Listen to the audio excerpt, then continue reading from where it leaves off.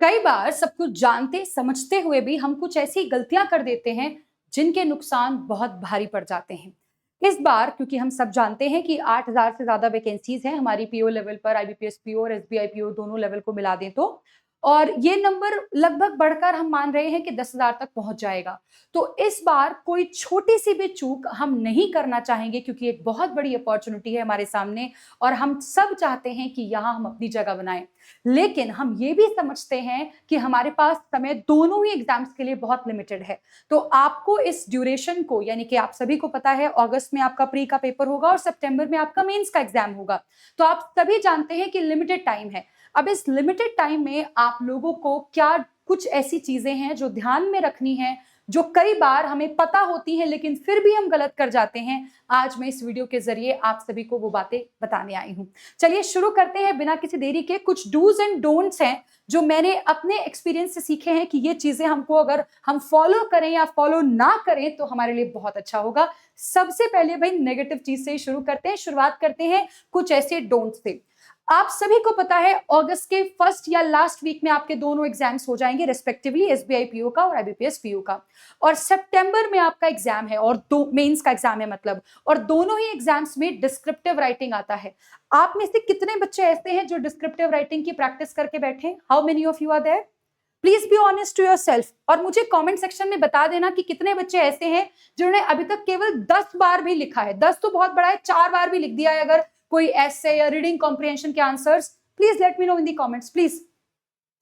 तो सबसे पहली चीज तो ये है कि आप सभी स्टूडेंट्स को मिस नहीं करना है डिस्क्रिप्टिव राइटिंग को।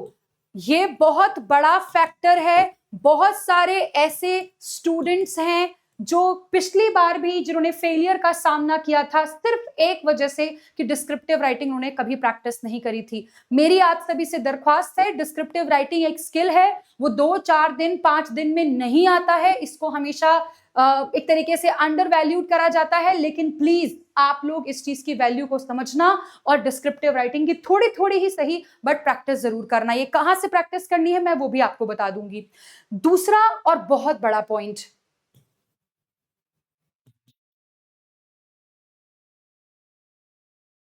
ये बच्चे बहुत बड़ी गलती करते हैं। सिर्फ पढ़ते जाते हैं पढ़ते जाते हैं पढ़ते जाते हैं और रिवाइज नहीं करते। फिर एक और सवाल उठकर आता है कि मैं तो बहुत पढ़ रहा हूं लेकिन मेरा रिजल्ट नहीं आ रहा, मेरा स्कोर नहीं इंप्रूव हो रहा है।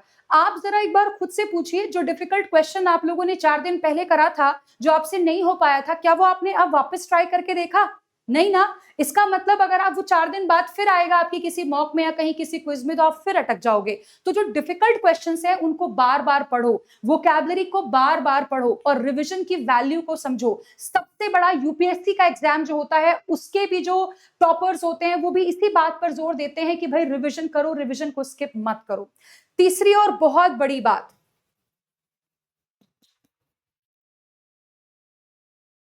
अब वो समय आ गया है जहां पर आप कोई भी पीडीएफ उठाकर नहीं पढ़ सकते। आपको अगर उस पीडीएफ का सोर्स नहीं पता, अगर आपको किसी पर्टिकुलर कोई भी कंटेंट जो आप यूज कर रहे हैं अगर आपको उसका सोर्स नहीं पता या वो आपके लिए ऑथेंटिक नहीं है, या फिर आप जिस टीचर के साथ अभी तक पढ़ रहे थे उनसे अगर आप पढ़ते आ रहे हैं और अब अचानक से आपने अपने किसी टीचर को चेंज कर लिया किसी भी सब्जेक्ट के, तो that will also create problem. ठीक है, राइट? वहां पर पढ़े, उनके साथ बैठकर पढ़े जहां आपकी ट्यूनिंग मैच हो रही है, और खासकर वो रिसोर्स यूज करें जो जिस पर आप विश्वास करते हैं। इस समय कुछ भी रैंडम करने से कोई भी फायदा नहीं आएगा। ठीक है, प्लीज आई इंसिस्ट दैट। अगली बात, ये बात भी बड़ी इंपॉर्टेंट है। कई बार ऐसा आता है कि हमारा ना मॉक में बहुत ही बैड स्कोर आ जाता है, मतलब हमारा स्कोर बहुत ही खराब आ गया और हम उस स्कोर को लेकर ना पैनिक हो गए हैं, बहुत ज्यादा परेशान हो गए हैं, और उस पैनिक की वजह से हम कुछ भी अच्छा नहीं कर पा रहे और खुद को डिसाइड कर रहे हैं कि शायद हम तो पेपर निकाल ही नहीं सकते। तो मेरी आप लोगों से दरख्वास्त है कि please do not panic. Panic करने से सिर्फ चीजें खराब होती हैं। कोई मॉक डिफिकल्ट है, कोई इजी है, मार्क्स ऊपर नीचे हो गए, कोई बात नहीं। आपके प्रैक्टिस करते रहना बहुत जरूरी है। प्रैक्टिस आपके दिमाग में से नहीं निकलनी चाहिए। प्रैक्टिस आपके लिए सबसे रिलायबल और सबसे इंपॉर्टेंट सोर्स होनी चाहिए। The last point is don't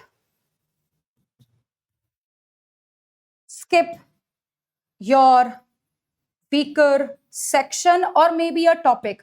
कोई टॉपिक जो आपको लगता है कि मैं इस टॉपिक में वीक हूं, मुझे इस तरह की पजल्स नहीं आती, मुझसे रीडिंग कॉम्प्रिहेंशन नहीं हो पाता, मुझसे पजल्स नहीं हो पाते, या मैथ्स में ये वाले क्वेश्चन नहीं हो पाते, तो आप उसको इग्नोर नहीं कर सकते। आप सभी को ये बात बहुत अच्छे से पता है, इंग्लिश में नंबर ऑफ क्वेश्चंस 40 हैं, मार्क्स भले ही कम हो गए हैं, तो आपको वैरायटी ऑफ क्वेश्चंस मिलेंगे। अगर मैं सिर्फ इंग्लिश की भी बात करूं, ढेर सारे क्वेश्चंस आपको जल्दी जल्दी में स्पीड में अटेम्प्ट करने पड़ेंगे। कैसे करोगे? अगर कोई भी एक क्वेश्चन आपको नहीं आता होगा, आप तो बाकियों से पीछे हो गए ना, आप तो उस बच्चे से पीछे हो गए जिसको आता है। तो हम पीछे रहने के लिए नहीं आए हैं एग्जाम में। अगर हम पीछे ही रह गए तो फिर एग्जाम निकालेंगे कैसे? हमेशा जो बच्चा नंबर 1 होता है वही कंपटीशन में आगे रहता है, याद रखिएगा। तो आपको भी अपने आप को नंबर 1 बनाना है। अब आइए चलते हैं कुछ डूज पर जो आपको रोज करने हैं।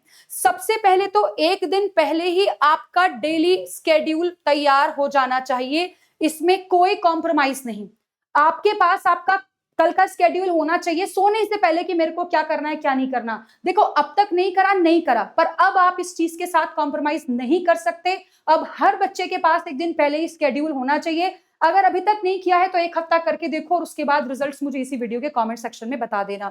दूसरी और बहुत बड़ी बात जो आपको खुद से पता भी है, वो है आपका मॉक टेस्ट। प्रॉपर टाइम के साथ, प्रॉपर उस एग्जामिनेशन वाली फील के साथ मॉक टेस्ट लगाओ। अभी शुरू शुरू में 2 मॉक टेस्ट लगाओ, जैसे जैसे एग्जाम पास आता जा रहा है, एग्जाम के 15 दिन 20 दिन पहले आप हफ्ते में 3 या 4 मॉक्स लगाना, उनका एनालिसिस करना मत भूलना। देखो, सारे चीजों का एनालिसिस करना, सारे क्वेश्चन का एनालिसिस करना डिफिकल्ट होता है, मैं मानती हूं, मैं भी स्टूडेंट रही हूं। बट वो क्वेश्चन जो जिसमें मैं फंस गया, जिसमें मेरा टाइम वेस्ट हो गया, या वो क्वेश्चन जो मेरे लिए नया था, उसका एनालिसिस जरूर करें। जो आपको आता है उसको आप सीधा इग्नोर कर सकते हैं। समझ आ गई बात? भाई, रीडिंग को कोई भी बच्चा स्किप नहीं करेगा। रीडिंग और वोकैबुलरी, ये 2 ऐसी चीजें हैं जो सिर्फ इंग्लिश में ही काम नहीं आएंगी। बड़े बड़े पजल्स को सॉल्व करने के लिए रीडिंग बहुत इंपॉर्टेंट है। बड़े बड़े डीआई को, अरिथमेटिक के क्वेश्चंस को एक बार में समझ के सॉल्व करने में रीडिंग बहुत इंपॉर्टेंट है। और आरसी, पैराजंबल और क्लोज टेस्ट में तो रीडिंग इंपॉर्टेंट है ही। तो ये आपको रोज करना है। वोकैबुलरी आपको रोज रोज करनी है, वर्ड्स पढ़ने भी है, रिवीजन भी रोज करना है। और यहाँ आप बिल्कुल कॉम्प्रोमाइज नहीं कर सकते। ये कोई मुझसे नहीं कह सकता मुझे टाइम नहीं मिलता, ये नहीं मिलता, वो नहीं मिलता। ना मिले, तुम नहीं करोगे कोई और कर लेगा। समझ आई बात? तो इसलिए करना है, करना ही पड़ेगा अगर आपको आगे निकलना है तो। एक बात दिमाग में रख लो कि सफल होना आप लोगों के लिए कोई चॉइस नहीं है, ये आपको करना ही है। ये आपके लिए एक फिक्स्ड डेस्टिनेशन है जहां पर आपको पहुंचना ही है। रास्ता डिफिकल्ट है, मैं मानती हूं, और आप भी समझ रहे हैं, लेकिन करना आपको पड़ेगा। यह रास्ता आपको तय करना पड़ेगा वहां तक पहुंचने के लिए, क्योंकि आप ही हैं जो सफलता चाहते हैं, है ना। अगली बात, रिवाइज डेली। कुछ ऐसे कॉन्सेप्ट्स हैं जैसे जीए के हो सकते हैं, इंग्लिश की वोकैबुलरी हो सकती है, जो आपको रोज रिवाइज करनी पड़ेगी। तो आई रियली रियली इंसिस्ट कि आप इन चीजों को जरूर जरूर रिवाइज करें।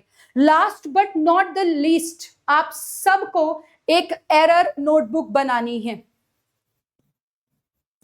एक एरर नोटबुक सबके पास होनी चाहिए। मैं पहले भी बता चुकी हूं, आप जो भी गलती कर रहे हैं, आज आपने 50 क्वेश्चन करे, 50 में से 10 क्वेश्चन में आपसे क्या गलतियां हुई। आज आपने मॉक लगाया, मॉक में आपसे क्या गलतियां हुई। आपने डिजिट गलत पढ़ लिया, आपने जल्दी में कोई सिली मिस्टेक कर ली, उसको लिखो और उसको अपने सामने ही लगा लो, जहां बैठकर पढ़ते हो टेबल पर, सामने ही लगा लो, जिससे कि आपको ये आइडिया लग सके कि मैं ये गलतियां अब आगे नहीं दोहराऊंगा। जब आपका दिमाग बार बार उन गलतियों को देखेगा, तब आपको बार बार एक मैसेज भी जाएगा कि ये आगे नहीं करना, ये रिपीट नहीं करनी है गलतियां, ये चीजें रिपीट नहीं करनी है। उम्मीद कर रही हूं आप सभी बच्चों को सारी बातें समझ में आ गई होंगी। अब एक बहुत he tried, tested, authentic resource आप लोगों की डिस्क्रिप्टिव राइटिंग के लिए क्या हो सकती है, सुनिएगा ध्यान से। मार्केट में ढेर सारी किताबें और ढेर सारे पीडीएफ अवेलेबल हैं। पीडीएफ खरीदने से, किताबें खरीदने से अगर आपको डिस्क्रिप्टिव राइटिंग आ जाए तो आप ले लो। लेकिन मुझे ऐसा लगता है कि जैसे एक छोटा बच्चा धीरे धीरे बोल बोल कर अ बा बा बा करके पूरे पूरे सेंटेंसेस बोलना शुरू करता है, वैसे ही आप धीरे धीरे थोड़ा थोड़ा लिखकर अपनी राइटिंग को इंप्रूव करते हैं। क्योंकि आपकी राइटिंग में ग्रामर भी काम आती है, आपकी राइटिंग में स्पेलिंग्स भी मैटर करती है, आपकी राइटिंग में कंटेंट भी मैटर करता है, सेंटेंस का स्ट्रक्चर भी मैटर करता है, और आपकी राइटिंग में क्या कॉन्नोटेशन आप दे रहे हैं वो भी बहुत मैटर करता है। आप कहीं ऑफ द टॉपिक तो नहीं हो गए हैं, ये भी बहुत मैटर करता है। और ये सारी स्किल्स हैं जो एक दिन में आप डेवलप नहीं कर सकते। इसलिए केवल एक अपना ही द हिंदू का सेशन ऐसा है जिसमें आपसे रोज डिस्क्रिप्टिव राइटिंग करवाई जाती है। रोज मैम किसी एक स्टूडेंट के कमेंट को उठाती है, उसको पढ़ती है, उसमें क्या गलतियां हैं वो सिखाती है, समझाती है, जिससे सुनने वाला हर बच्चा इन गलतियों को करने से बचे।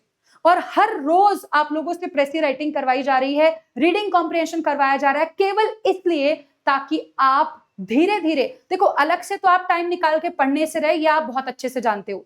इसलिए 10 मिनट रोज सुबह जैसे ही आप द हिंदू देखो, उसके तुरंत बाद एक समरी बनाकर आप साइड में लिख दो, जिससे आपका टाइम भी नहीं लगा और बस ऐसे ही धीरे धीरे थोड़े थोड़े समय में आपकी राइटिंग भी इंप्रूव होती गई। क्योंकि ये आप भी जानते हैं, ये मैं भी जानती हूं कि आप आधा घंटा पौन घंटा निकाल के अलग से इस समय जब प्री का ज्यादा प्रेशर है आप डिस्क्रिप्टिव राइटिंग नहीं करने वाले, ये मैं भी जानती हूं और ये आप भी जानते हैं ना। इसलिए एक बहाना चाहिए होता है हमको बस चीजों को करने का, और वो एक ये बहाना है, आपका सबसे सॉलिड रीजन है आपका द हिंदू का सेशन।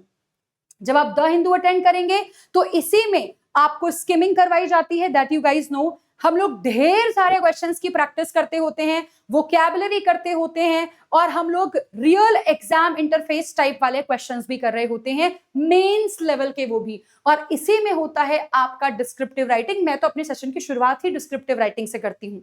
इसमें क्विज भी मैं आप लोगों को करवाती हूँ, इसमें अलग अलग तरह की एक्सरसाइज भी करवाती हूँ, और कम से कम 100 से ज्यादा शब्द मैं आपको कुछ ही देर में पढ़ा देती हूँ, विच मीन्स कि अगर आप रिलीजियसली इस क्लास को फॉलो कर लेंगे तो मजा ही आ जाएगा। इसी के साथ साथ अगर आपका स्कोर इंप्रूव नहीं हो रहा है तो आपको पता है मॉक टेस्ट लगाना कितना इंपॉर्टेंट है। आप सभी टीचर्स से जुड़े हुए हैं, सभी टीचर्स को आप अच्छे से जानते हैं। आप बेहतरीन से बेहतरीन क्वेश्चंस अगर प्रैक्टिस करना चाहते हैं तो आप जाकर टेस्ट सीरीज में सीधा एनरोल कर सकते हैं। अगर आपको इंग्लिश में बहुत प्रॉब्लम हो रही है और आपको नहीं समझ में आ रहा कि आखिर किस तरह से मैं अपने आप को इंप्रूव करूं, या प्रीलिम्स में मेरा स्कोर अगर इंप्रूव नहीं हो रहा, तो बेटा आप यहां जुड़ सकते हैं प्रीलिम्स पंच में। ये डिजाइन ही किया गया है आपके स्कोर बूस्टिंग करने के लिए, ठीक है। ये आपका एक स्कोर बूस्टर बैच है, केवल 299 में आप मेरे साथ एनरोल कर सकते हैं पूरे साल भर के लिए। अगर कोई ऐसा स्टूडेंट है जिसको मेंस में प्रॉब्लम आ रही है तो वो बच्चा यहाँ मेंस स्ट्रॉन्ग में एनरोल कर सकता है, अगेन केवल 299 में, वो भी पूरे साल भर के लिए। अगर आप उन्नति में एनरोल करते हैं और अगर आप बिगनर हैं इस समय और अगर आप सीखना चाहते हैं, आप आने वाले क्लर्क के एग्जाम अटेम्प्ट करना चाहते हैं, तो आपको पूरा फाउंडेशन भी यहाँ मिल जाएगा, आपको ये प्रीलिम्स पंच भी यहाँ मिल जाएगा और आपको मेंस स्ट्रॉन्ग भी यहाँ मिल जाएगा। और ये केवल 699 का है और साल भर तक आप बैठकर इसमें मेरे साथ पढ़ेंगे। टॉप नॉच कंटेंट आपको मिलेगा, वो कंटेंट जो आपको सिलेक्शन दिलवाएगा। उम्मीद कर रही हूं मेरी बताई हुई सारी बातें आपको समझ में आ गई होंगी। कल 12 बजे एक डिस्क्रिप्टिव राइटिंग का सेशन मैं इसी चैनल पर करने जा रही हूं। इस सेशन को देख लीजिएगा, आप लोगों की काफी हेल्प हो जाएगी, आप लोगों को काफी कुछ सीखने को समझने को मिलेगा जो आपके पेपर में आपकी बहुत मदद करेगा। उम्मीद कर रही हूं ये सेशन आपको अच्छा लगा होगा। किसी तरह का कोई क्वेश्चन है, कोई डाउट है, या कुछ भी ऐसी चीज जो आप चाहते हैं कि मैं जिस पर वीडियो बनाऊं, मुझे आप कमेंट सेक्शन में बता सकते हैं। Thank you so much.